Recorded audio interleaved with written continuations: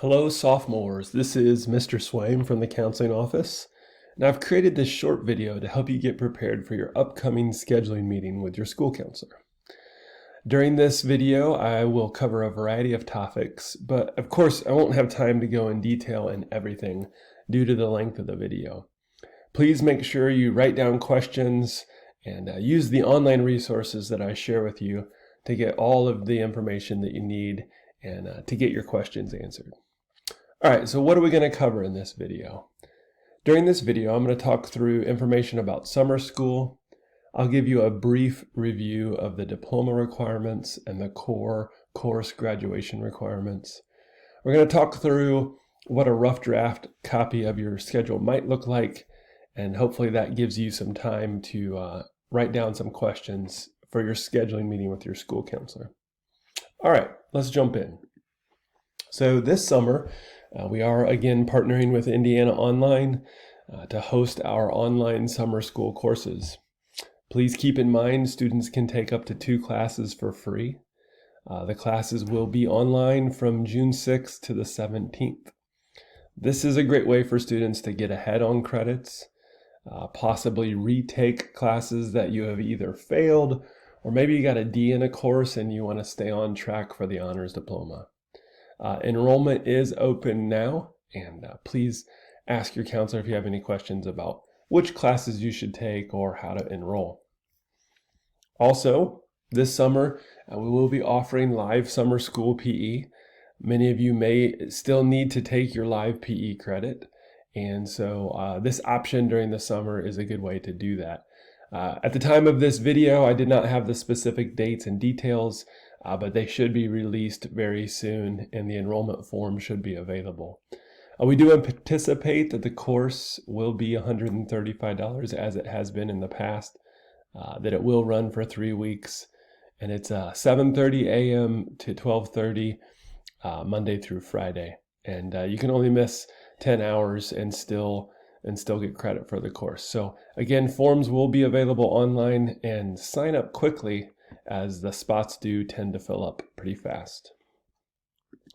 So at Fishers High School, we do offer several different diploma options, and please connect with your counselor during your meeting to make sure that you guys are both on track, both on the same page on the diploma that you're pursuing, and that you're on track to pursue that particular diploma.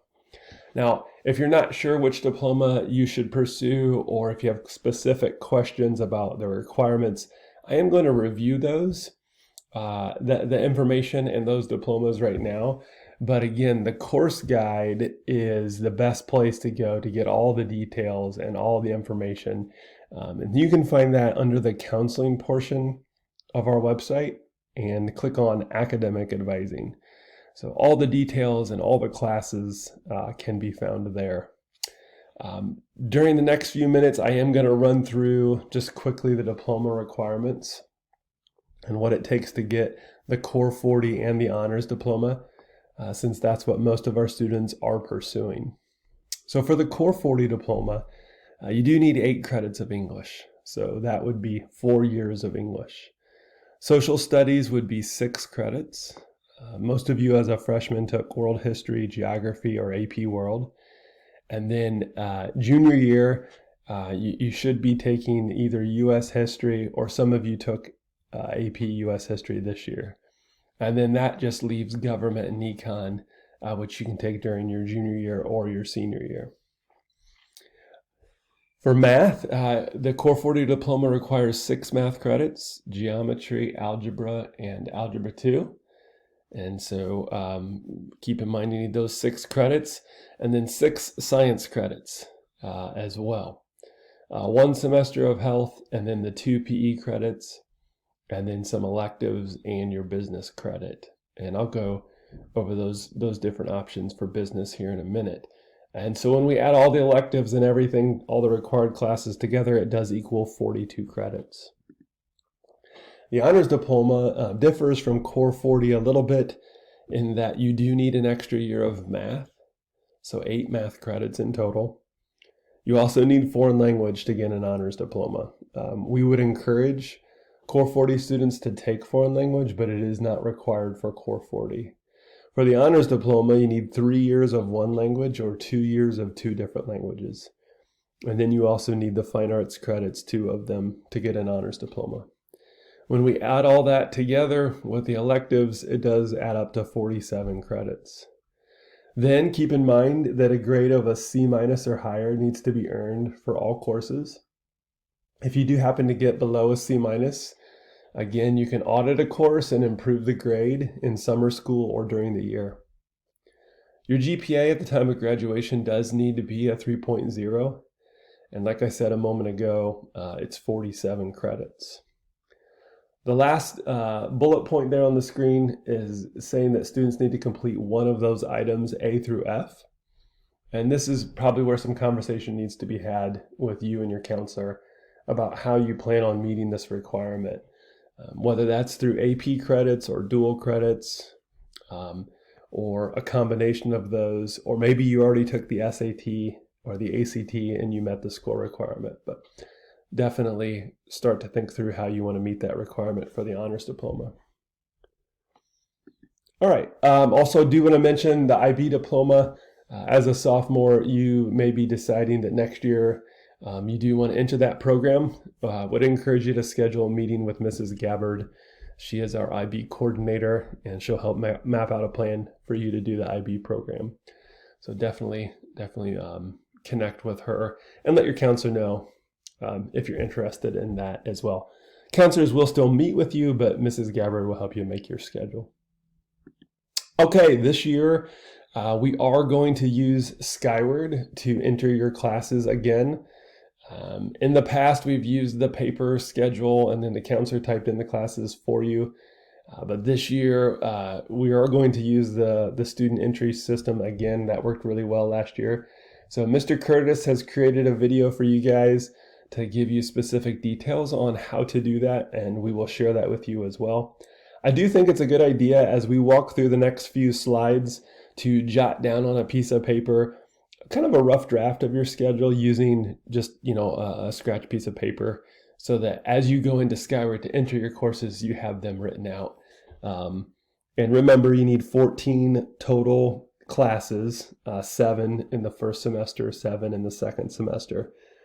Some of those will obviously be a full year, but jot that down on the sheet and then watch Mr. Curtis's video on how to enter your classes into Skyward.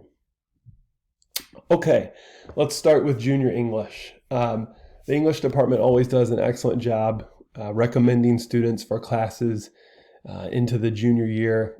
And part of the reason that's so important is because there are so many options, as you can see here on the screen, for juniors and seniors, really, to be honest with you. The most important thing I want to point out is that you do need one course from column A. So column A are composition-based courses. And before you graduate from high school, you do need to take one course from column A. You could choose to do this as a junior, or you may want to wait until your senior year to take your column A course. Definitely get with your teacher if you have specific details or want more details about what all these class options are, and also use the course guide to read through all the different options. With math, each student, especially as we get later into high school, finds themselves in maybe a different spot with math. If you're doing the Core 40 diploma, remember we need to complete through Algebra 2. Some of you may be a year or two advanced in math, and so that would place you in a different course than other students. We would encourage you to keep going with your math classes, even if you've met the requirement. Especially if you're a college-bound student. And your current math teacher will also give you a recommendation to help you pick the right math class for you next year. But on the screen, you can see, again, that order for Core 40, Algebra, Geometry, then Algebra 2. And then after Algebra 2, for the Honors Diploma, you've got to pick 2 more credits from one of these other options: Pre-Calc, Stats, College Algebra, and some of the other options. So that's kind of a quick summary of math. For science, I think the junior year is really an exciting time because there are so many options. After you complete biology or chemistry in the freshman and sophomore year, some of you may have done ICP this year as a sophomore. Then really you have so many other great options to choose from. And so if you're interested in health-related sciences, we have great options there. Or if you're more interested in physical science, or maybe you want to be an engineer and so you want to get into physics, some really great options. Remember, 6 total credits are required for honors and for Core 40. For social studies, as I mentioned earlier, most of you during your freshman year should have taken world history, geography, or AP World. And then some of you have taken AP US history this year. We need 6 total credits. And so during the junior year, if you haven't taken US history, you need to get signed up for that. And then there's some other great electives that you can see on the screen as well if you're a social studies person and enjoy some of these other topics courses. For foreign language, again, Core 40 does not require foreign language, but it is encouraged. It's a great college prep class and just a good life skill to have. For the honors diploma, make sure you're scheduling out your 3 years of foreign language, or 2 years of 2 different languages if you choose to switch. And talk with your current language teacher to get their recommendation on placement for next year. If your language is going well and you're getting a good grade in the course and you're enjoying it, we would encourage you to continue even if you've met the requirement for your diploma. So let's talk about health and PE. Remember, you do need 1 health credit, and then you need 2 PE credits to graduate from high school. And that 1 PE credit has to be taken in the live format.